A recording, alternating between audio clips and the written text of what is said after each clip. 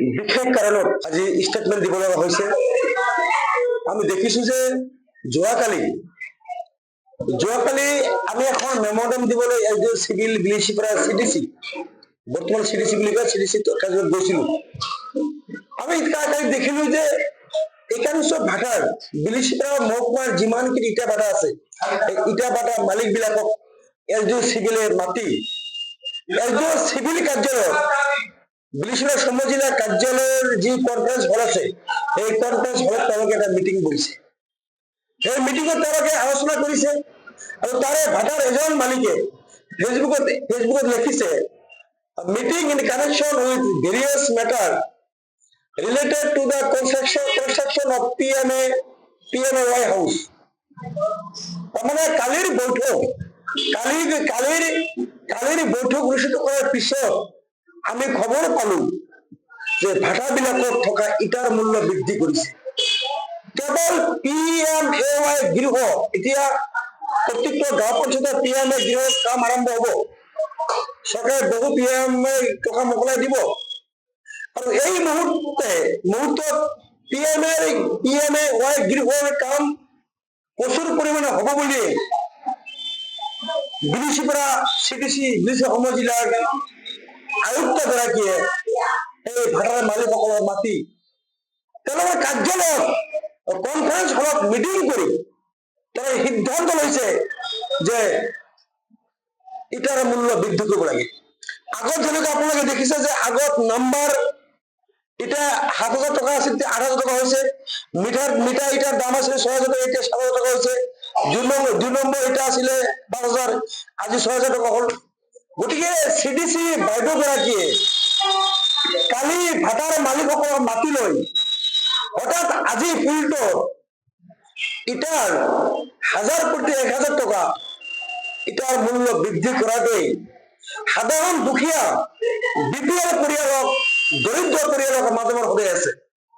আৰু বেগকৈ সেই ব্যক্তিজনে ইটা ভাটাৰ এজন মালিকে ৰাফিউল জামান তেখেত স্পষ্টভাৱে লিখিছে যে তেওঁলোকৰ মিটিঙৰ ছাবজেক্টটো কি আছিলে, তেওঁলোকৰ মিটিংটো কাম কি, তেওঁলোকে স্পষ্ট লিখিছে তেওঁলোকে যে meeting in connection with various matter related to the construction of PMAY house. PMAY গৃহলৈ ভাটাৰ মালিকসকলক মাতি চিডিচি বাইদেউ এনেকৈ মিটিং কৰিব পাৰেনে? তেওঁলোকে কেৱল কমিশ্যনৰ অংকত, আমি এতিয়া বুজি পাইছো কমিশ্যনৰ অংকত তেওঁলোকে ইটাবিলাকৰ মূল্য তেওঁলোকে বৃদ্ধি কৰিলে। দ্বিতীয় কথা হল যে মই চিডিচি বাইদেউক জুবিলা কিছুমান সংগ্ৰহ সমিতিয়ে প্ৰশ্ন উত্থাপন কৰিছে, আমি কৰিছো যে চিডিচি বাইদেউ আপুনি যিমান ভাটাৰ মালিকবিলাকক মাতিছিলে সেই ভাটাৰ মালিকসকলৰ বৈধ ডকুমেণ্ট আছেনে নাই আপুনি পৰীক্ষা কৰকচোন এবাৰ।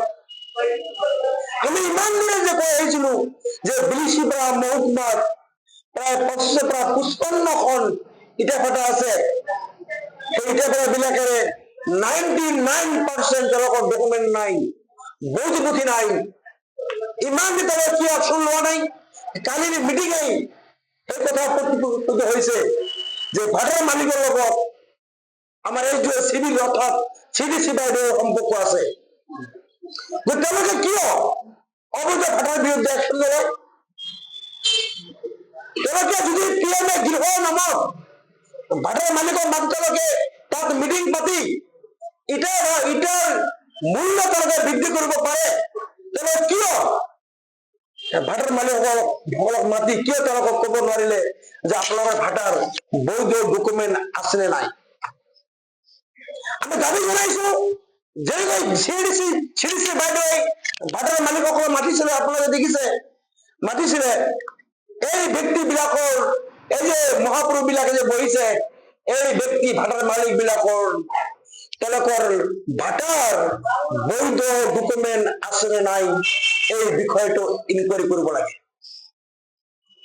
তেওঁলোকে মিটিং বহিছে ভাটাৰ মালিকসকল, কিন্তু আমি জনামতে তেওঁলোকৰ আধাৰ 20% মানুহৰ ভাটাৰ মালিকৰ বৈধ নথি নাই।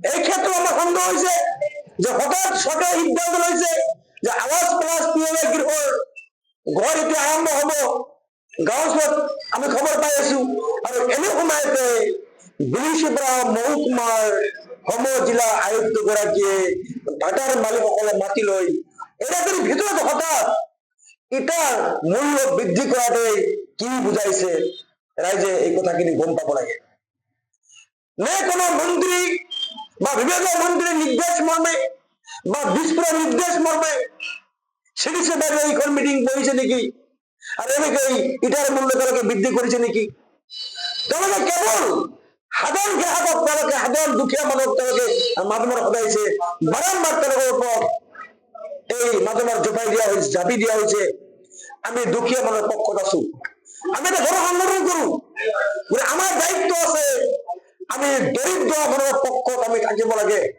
আৰু সেইকাৰণে আমি দাবী উত্থাপন কৰিছো যে কালি ভাটাৰ মালিকসকলে যি মিটিং কৰিছে যি সিদ্ধান্ত লৈছে এই সিদ্ধান্ত বাতিল হ'ব লাগে আৰু আগৰ ধৰে ইটাৰ মূল্য থাকিব লাগে ইটাৰ মূল্য যে বৃদ্ধি নহয় এই কাম কৰিব লাগে দ্বিতীয়তে আমি দাবী জনাইছো জিলা উপায়ুক্ত মহোদয় শ্ৰী বাইদেউ মহোদয় যে যিসকলে ভাটাৰ মালিক আপোনালোকে মাতিছিলে যিবিলাক ভাটাৰ এই মহাপুৰুষ বিলাকক মাতিছিলে এই ভাটাৰ মালিক বিলাকৰ বৈধ ডকুমেণ্ট আছে নে নাই ইয়াৰ ওপৰত উচ্চ পৰ্যায়ৰ ইনকুৱাৰী কৰিব লাগে ইনকুৱাৰী কৰিব লাগে অন্যথায় যদি তেওঁলোকে ইনকুৱাৰী নকৰে আমি বুজিবলৈ বাকী নাথাকিব আমাৰ যে তেওঁলোকৰ লগত গোপন সম্পৰ্ক আছে তেওঁলোকৰ লগত গোপন সম্পৰ্ক মানে কিবা তেওঁলোকৰ মিটিং আছে যিকোনো খবৰৰ বাবে যোগাযোগ কৰক